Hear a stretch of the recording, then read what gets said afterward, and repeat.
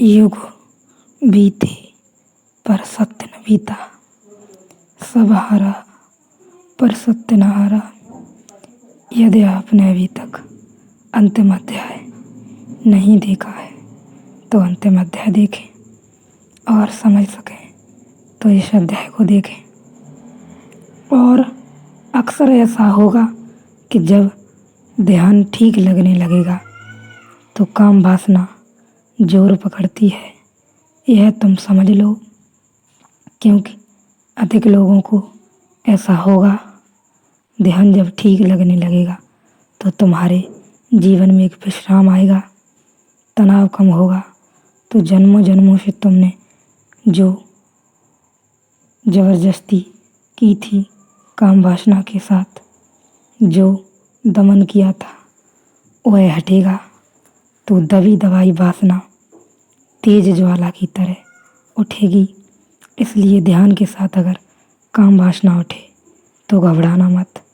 यह ठीक लक्षण है कि ध्यान ठीक जा रहा है, ध्यान काम कर रहा है, ध्यान तुम्हारे तनाव हटा रहा है, नियंत्रण हटा रहा है, तुम्हारा दमन हटा रहा है। ध्यान तुम्हें सहज प्रकृति की तरफ ला रहा है।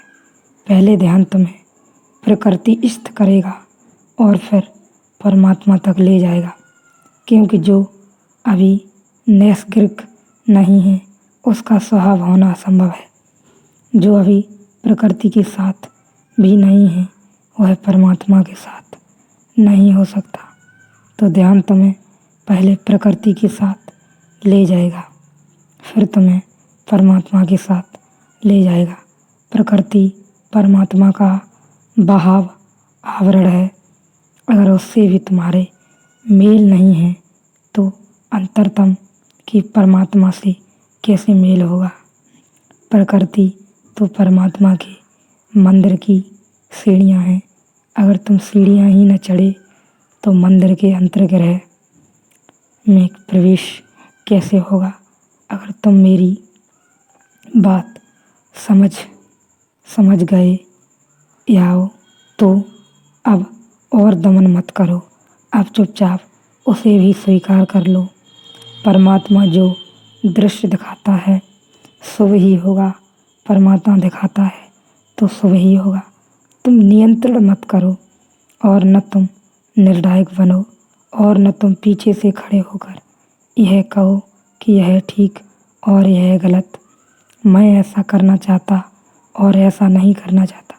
तुम सिर्फ देखो, उम्र ढलती जा रही है, समय अरमा भी पिघलती जा रही है, रफ्ता रफ्ता आग बुझती जा रही है, शौक रमते जा रहे हैं, सैल थमते जा रहे हैं, राग थमता जा रहा है, खामोशी का रंग जमता जा रहा है, आग बुझती जा रही है।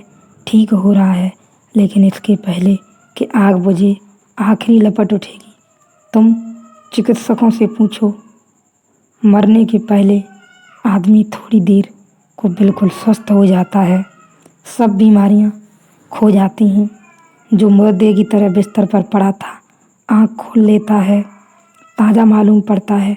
मरने के थोड़ी देर पहले सब बीमारियां खो जाती हैं, क्योंकि जीवन आखिरी छलांग लेता है, ऊर्जा जीवन की फिर से उठती है। तुमने देखा, दिया बुझने के पहले आखिरी भवक से जलता है। इसके पहले कि आखिरी तेल चुक जाए, आखिरी बूंद तेल की पीकर भवक उठता है, वह आखिरी भवक है। सुबह होने के पहले रात देखा कैसी अंधेरी हो जाती है, काम ऊर्जा भी उठेगी। उम्र ढलती जा रही है, समय अरमा भी पिघलती जा रही है। कामना का दिया ढल रहा है, उम्र ढल रही है, रफ्ता रफ्ता आग बुझती जा रही है, शौक रमते जा रहे हैं, सैल थमते जा रहे हैं, प्रवाह रुक रहा है, जीवन का राग थमता जा रहा है, खामोशी का रंग जमता जा रहा है, ध्यान का रंग जम रहा है, मौन का रंग जम रहा है, खामोशी का रंग जमता जा रहा है, आग बुझती जा रही है। इसमें किसी भी घड़ी भवक उठेगी, ऐसी भवक ही उठ रही है, उसे देख लो, अन्यथा फिर बंधन शुरू हो जाएगा। जो दबाया गया है वह फिर निकलेगा। जिसके साथ तुमने ज़बरदस्ती की है वह फिर आएगा। जाने ही दो, निकल ही जाने दो, वह जाने दो, होने दो। भवक कितनी ही बड़ी तुम शांत भाव से देखते रहो, तुम्हारे ध्यान में कुछ बाधा नहीं पड़ती, इससे तुम साक्षी बने रहो। 5वां प्रश्न, आपने कहा कि किसी भी बंधन में मत पड़ो, शांत और सुखी हो जाओ। तो क्या संन्यास भी एक बंधन है?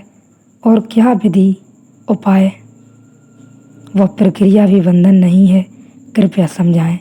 अगर बात समझ में आ गई तो पूछें ही मत, अगर पूछते हो तो बात समझ में आई नहीं।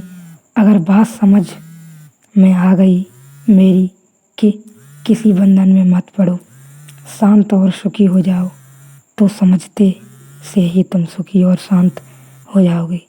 फिर यह प्रश्न, हाँ कहाँ सुखी और शांत आदमी प्रश्न पूछता है।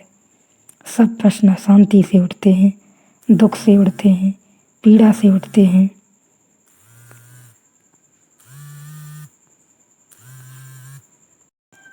अगर तुम अभी भी प्रश्न पूछ रहे हो तो तुम शांत अभी भी हुए नहीं, संन्यास की ज़रूरत पड़ेगी।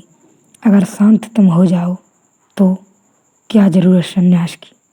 संन्यास हो गया, लेकिन अपने को धोखा मत दे लेना। संन्यास लेने की हिम्मत न हो, अष्टावक्र का सहारा मत लेना। हाँ, अगर शांत हो गए हो तो कोई संन्यास की ज़रूरत नहीं है। शांति की खोज में ही तो आदमी संन्यास लेता है। अगर तुम सुखी हो गए, समझते ही सुखी हो गए, अगर जनक जैसे पात्र हो तो बात खत्म हो गई। मगर तब यह प्रश्न न उठता। जनक ने प्रश्न नहीं पूछा, जनक ने कहा, आहो प्रभु, तो मैं मुक्त हूँ। आश्चर्य है कि अब तक कैसे मोह माया में पड़ा रहा। तुम अगर जनक जैसे पात्र होते तो तुम कहते, धन्य तो मैं मुक्त हूँ, तो अब तक कैसे मोह माया में पड़ा रहा, मोह में पड़ा रहा।